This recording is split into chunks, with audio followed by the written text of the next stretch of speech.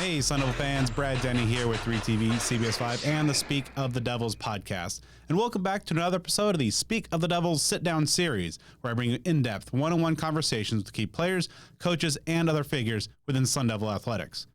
Sun Devil baseball is just about back, and so too is Isaiah Jackson. After a true freshman season in which he flashed elite defensive ability and tremendous potential at the plate, the Southern Arizona product is ready for big things as a sophomore.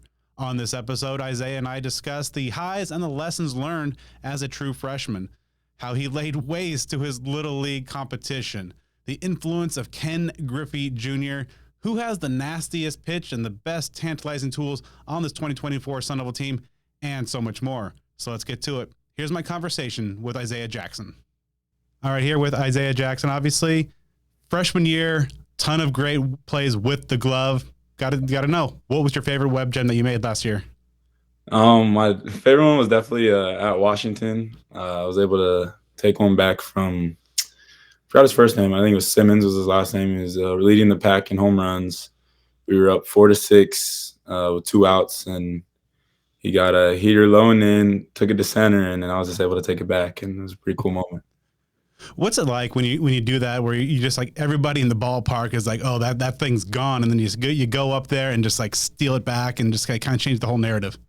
I mean, it's definitely something that's really exciting. When that ball gets hit, like just me being a competitor, I'm like, I'm gonna catch it. You know what I mean?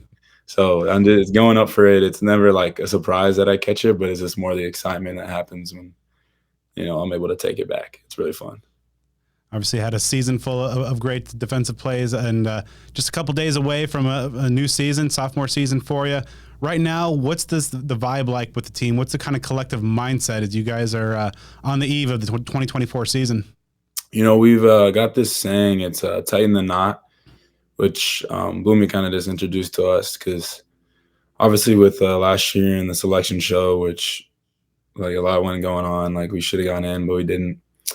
It's kind of just a thing that the narrative of Arizona State's just these bad guys and no one really likes us, and all this hate that we get from everybody else, it's just bringing us all closer together and tightening that knot for us. So just everybody's been getting along real well, and we're all bouncing off the walls ready to get going. So we're all really excited.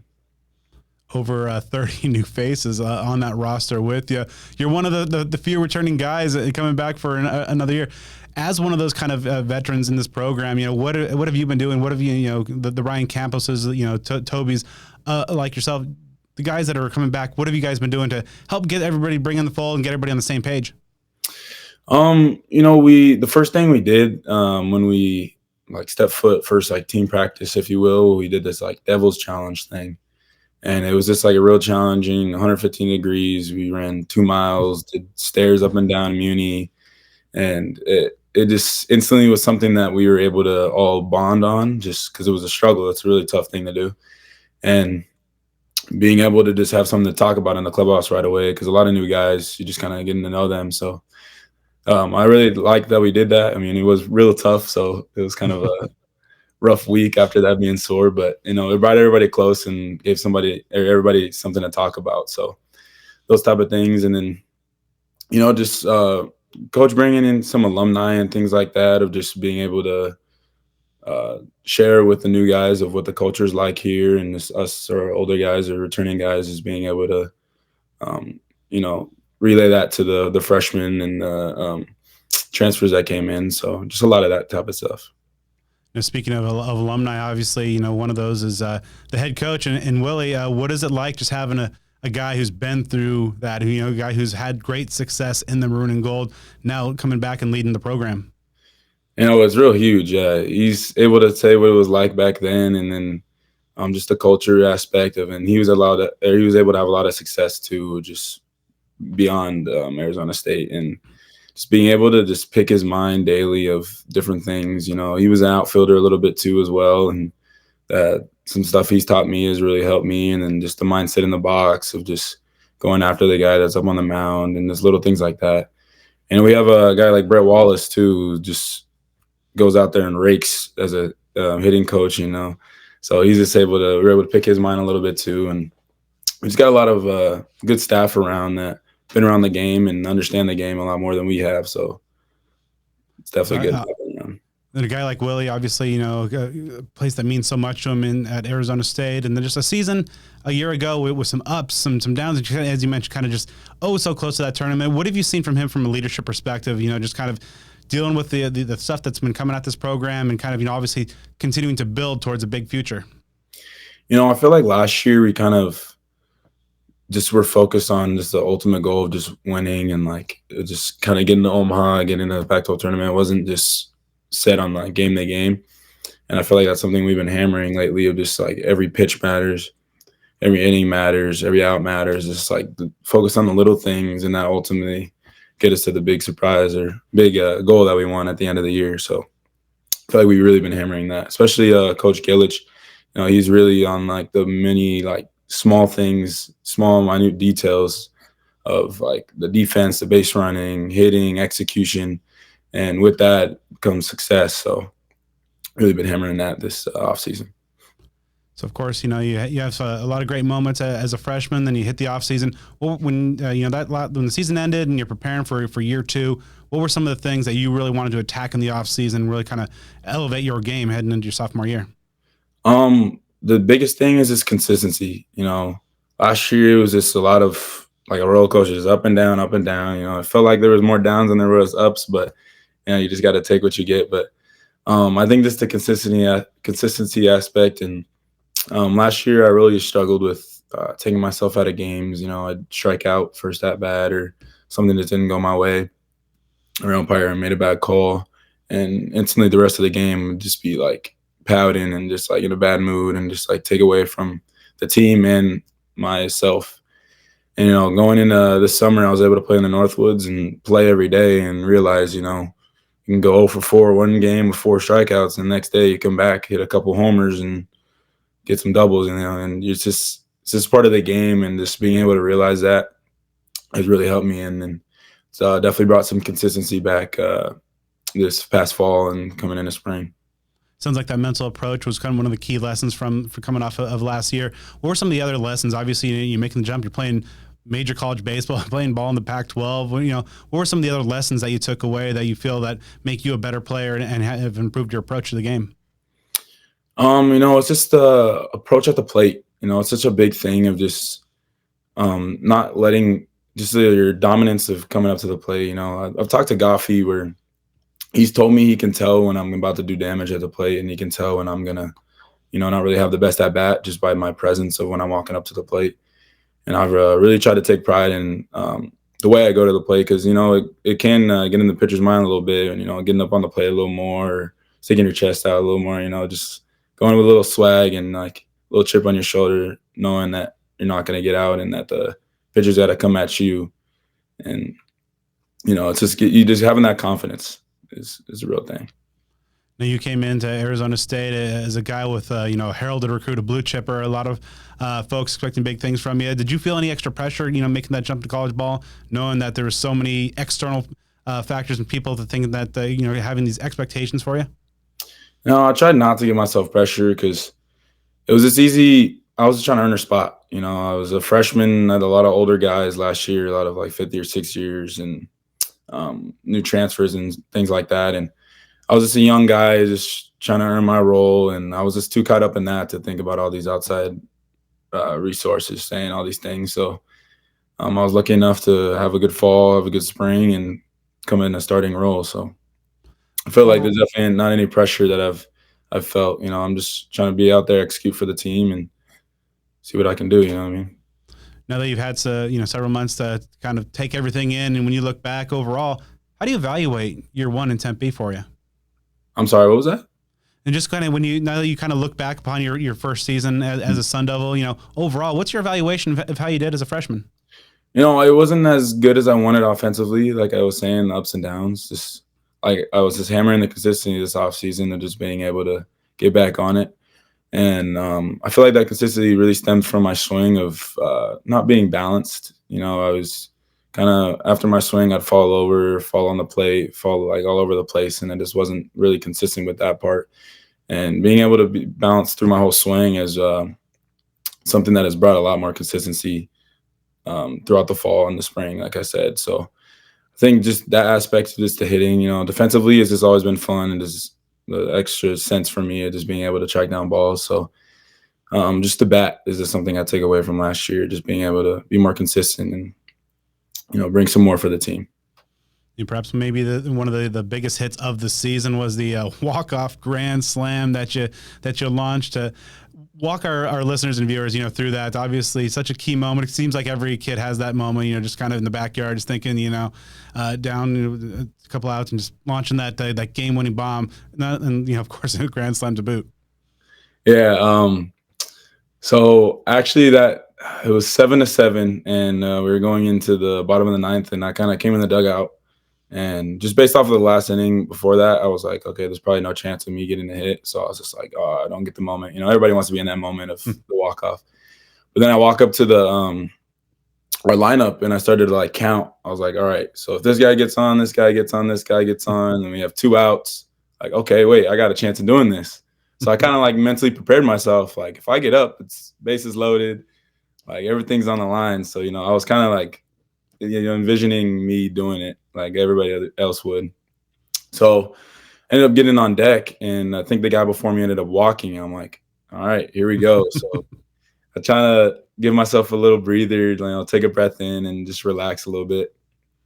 And to be honest, everything there was a blur. I was getting in the box, and I just remember I actually didn't remember it was a slider, but I ended up hitting the ball.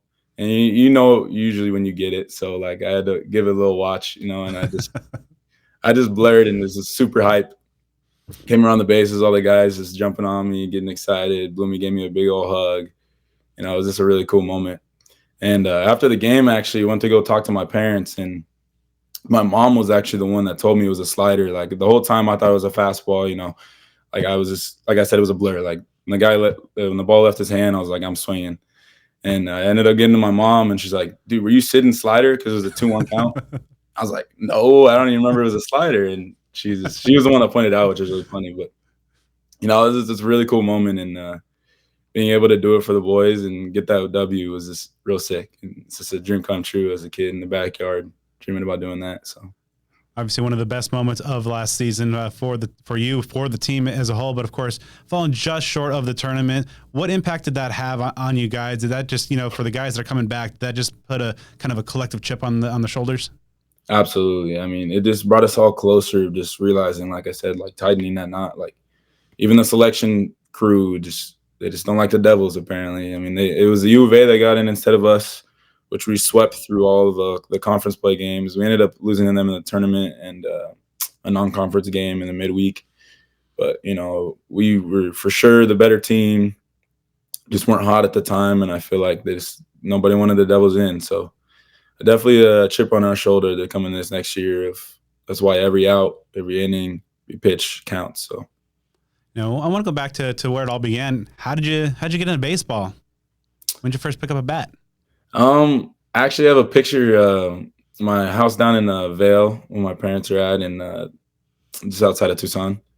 I have a picture up on the wall. It's I had this purple bat. I was just starting to walk, and a little basketball on the ground, and I was swinging at it.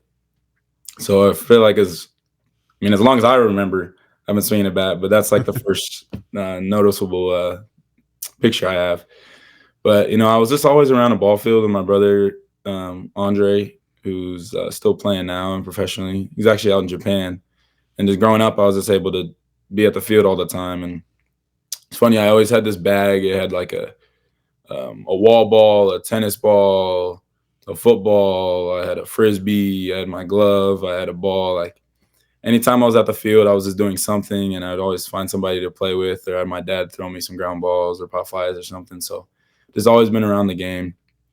And then when I actually got into Little League, just something I was really good at. And then when you're good at something as a kid, you just want to keep doing it. So I did a lot. So I did a lot of sports too growing up. It was baseball, basketball, football, just the main 3. And I actually really enjoyed basketball a lot, but just the culture of the game was a little bit different and not what I was used to. Coming from a household of 2 military parents who were pretty disciplined, and basketball is just a little bit different of a sport and not much discipline in it. And baseball obviously is a real disciplined sport. So kind of just lean that way, if you know what I mean.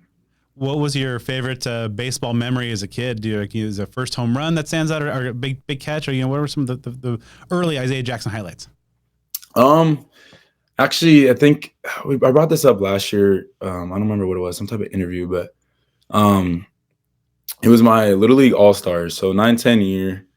Uh, it was just all my boys. We've been playing since beginning of Little League. We were all like super close, and we all ended up getting on the same All Star team, and we were just super excited.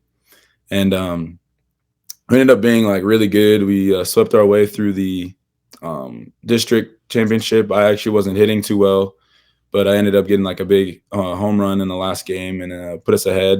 And then I ended up shutting it out too in the sixth inning. Back then, I'm pretty sure that's how many innings we played. And then we headed to state, which was in Kingman, Arizona. So we were just sitting in a hotel with just a bunch of our brothers every day. It was just like a sleepover. It was so sick, just in a hotel for 11 days. And we were just having so much fun. And that 11-day span, I think we played about 7 games. We went undefeated through the whole thing, won the state championship. I think I ended up hitting 8 bombs or 8 or 9 home runs.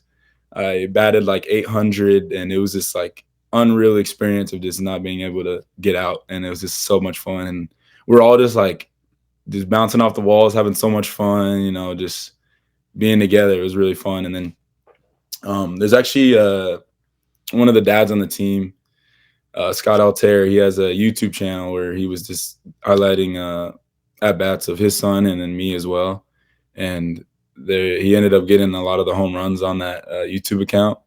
And after that week, I probably watched that thing a million times. And probably to this day, there's probably about 500 views on each one of those videos, and I'm probably 499 of them. So there's a lot of videos of it, and I just couldn't stop watching it because it was a moment that I just stuck with me forever. Because it was just some MLB The Show numbers of just home run every at bat. It was just so much fun. I ended up hitting for the cycle one game too.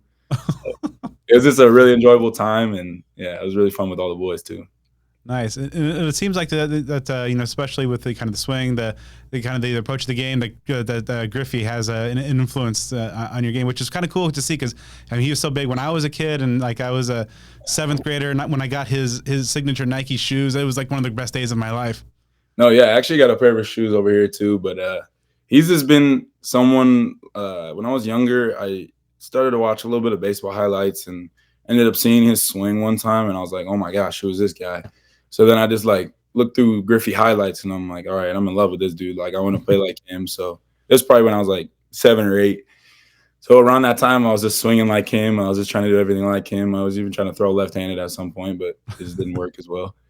And everything I did was just modeled after him. And I wanted to change my number for the longest time, but I was just stuck with it. My brother wore number 10, so I wore number 10 when I was growing up as well. And then when I came here and I was able to change my number, I was like, I got to get number 24, especially with Barry Bonds too, which is another one of my favorite players. And I also just take some pride in my defense. It's the way he did it, just being able to go out there and just help the pitchers out, go snag a home run, snag an extra base hit.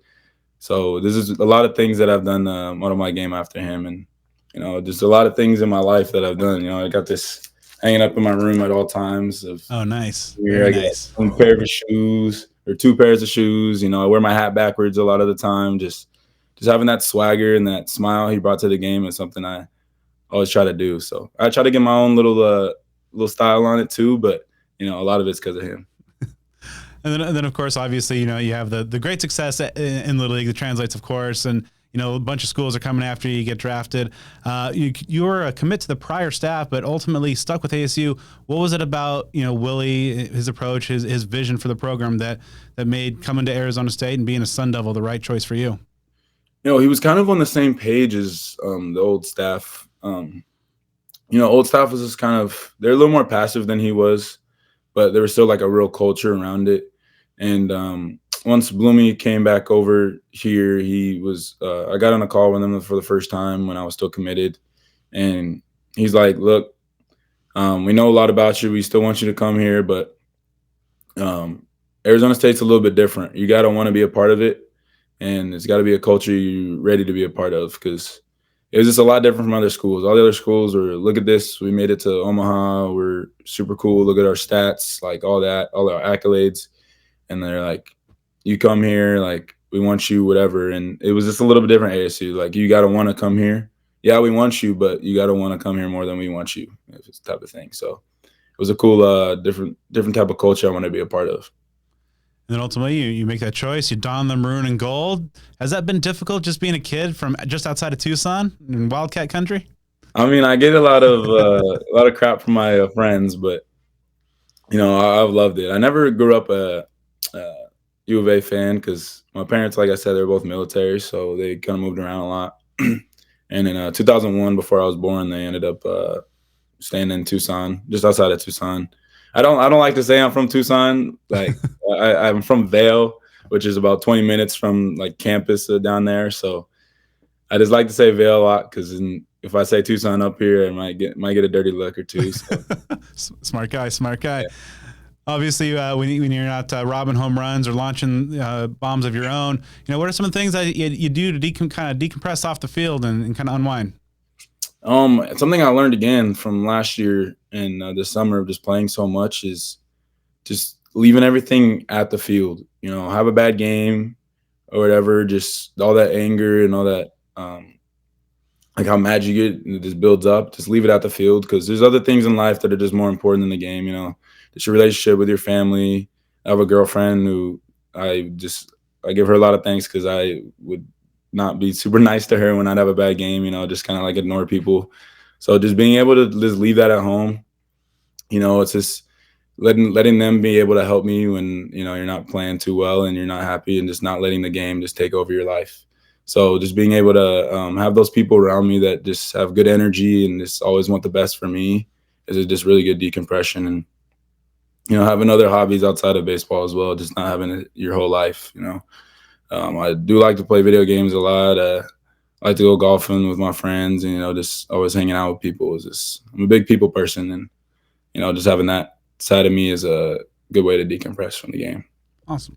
And so obviously, looking at the season ahead, you guys have a pretty grueling non-conference slate. Willie definitely scheduled some good teams, 5 tournament teams. You mentioned that he doesn't want to have that RPI situation from a year ago, and also including a trip to Arlington, playing at the home of the world champions right now. What are your thoughts on kind of just the non-conference slate and kind of, the first couple weeks of the season? I'm super excited. We did something similar last year, going to Mississippi State. And just seeing how we stack up against, like, some of the best in the SEC. So it's just it'll be a good test for us, having our freshmen step up right away, playing in the big stage of MLB Stadium against some really good teams. Just being able to understand where we stack up against the best. And I think Bloomy really likes to do that at the beginning of the season, see what we can work on and see what they do that might be something that can help us. So, we really like to, up our competition to make us better. So guys like yourself, Toby Campos, guys that are known commodities to Sun Devil fans, but a lot of new faces. Who's a player who might be a little bit under the radar or a newcomer that you think that fans will soon get to know and like here pretty soon as the season gets underway? I think Harris Williams is a guy who people are just going to be a little surprised about. He's a 6-year guy. He played at San Francisco for 5 years, had a new coaching staff, so we ended up getting an opportunity to come over here. And we've had some good luck with our San Francisco guys. They're just real good people, good players. With Luke Keishel last year, 2nd rounder. Owen Stevenson, who got picked up by the Rays last year as well. 2 guys that were a big part of our year last year. And something over there about those guys are just super, super nice. Harris is a real good dude, but he's also a dog on the field. He will be our leadoff batter. He'll be in left field. He can track some balls down out in left. He's going to steal some bags for us, and I wouldn't be surprised if he bats 350 this year as well. He's just a hitter first. He's just a pure leadoff hitter and a really fun guy to watch and be around. A lot of very new, talented and young pitchers coming in on the squad. Mm-hmm. Who's got the single nastiest pitch? Like, what's the one thing of that Sun Devil staff that you're like, oh, I do not want to face that? There's a lot of guys with good stuff. Tyler Meyer, who was on the team last year, but I just didn't have I wasn't able to see him throw because he was hurt his shoulder last year. He pitched the year before me, and everybody just talked about this Tyler Meyer changeup, like this thing's gross, whatever.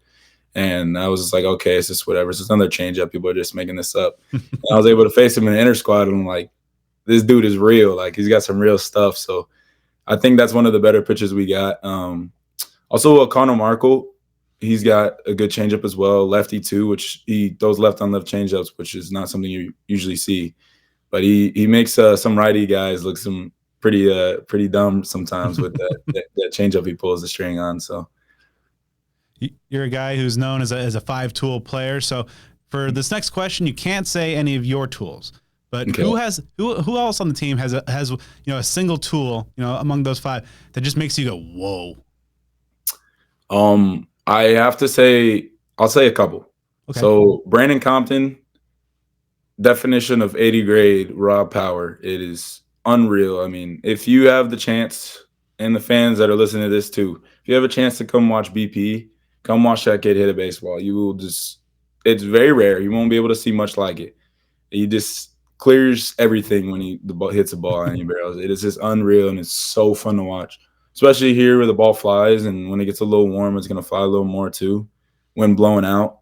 It is just a sight to see, and it's just like he's teeing off a golf ball. That's how far the ball goes. It's just unreal. And then same thing with Harris that I was saying. His speed is just a game changer as well. When he's on those bases, he'll just burn down the line, and he'll hit a ground ball to second. You're like, okay, it's a routine play, and he'll beat it out, and you're like, holy cow, how did he get there so fast? That type of stuff. So it's real fun. Real fun team we got. And same with Kian Vu as well with his glove.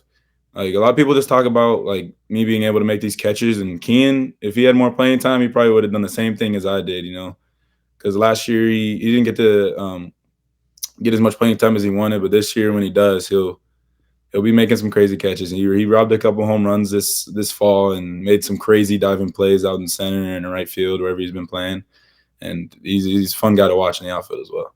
So how good can this team be? Obviously, it looks like right now that there's more known commodities on the offensive side, a lot of new faces, and young pitchers, on the mound. Overall, you see this group and with this group every day. How good can this team be?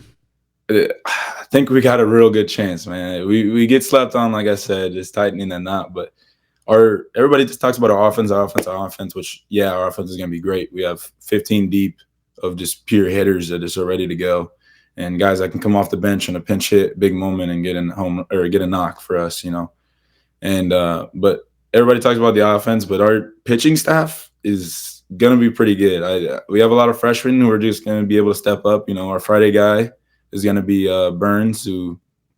Thomas Burns, who's a nasty 93, 95 guy with a gross cutter, which plays really well, changeup in the zone, curveball in the zone. He's just a guy with really good stuff. And our pitching staff, it's been tough for our coaches. It's gone up to even yesterday where we had our last scrimmage.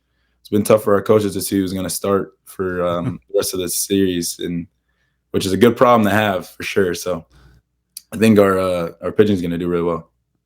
And then individually, what are some of the things that you want to show folks in year two? I think everything was just highlighted around my defense last year, which, I love it. Take pride in it. It was really fun making those plays, but I want to just be no more of just an all-around player, just a lot more hits I'm looking for. I'm going to try to be more consistent, like I said, with the bat. So just hoping that I can show out with my bat a little more just to prove that, I still got that a little bit. And of course, all eyes are on this 2024 season, but, got to ask you, starting next year, moving to the Big 12, what do you think, just kind of, at least one more season, and moving into the new conference? I haven't really heard much about it. What I'm excited for personally is the travel, which a lot of guys don't really like traveling. Don't like the airports, whatever, the planes, but it's one of my favorite things that we do, is being able to travel to different places. Like just getting up on a plane, something about it, just getting on a plane, going to somewhere new I've never been, and just being able to, see what it's like there is just something I really enjoy.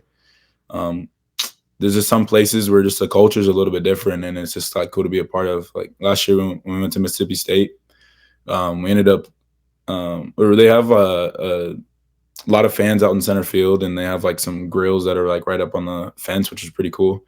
And like all weekend they were just like killing us and chirping us on just, like different things and saying some real mean things, and you're just like sitting there like, oh my gosh, when is this gonna be over?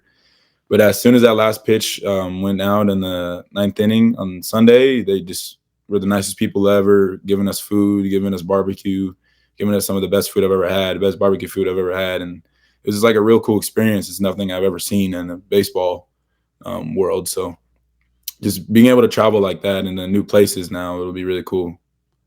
And then when all is said and done, looking down the future and, 5, 10, 15 years down the road, what kind of legacy do you want to leave in Tempe? How do you want the Sun Devil baseball fans to remember you? Hopefully I'm able to get my name up on that, the banners out on the left. That'd be pretty cool.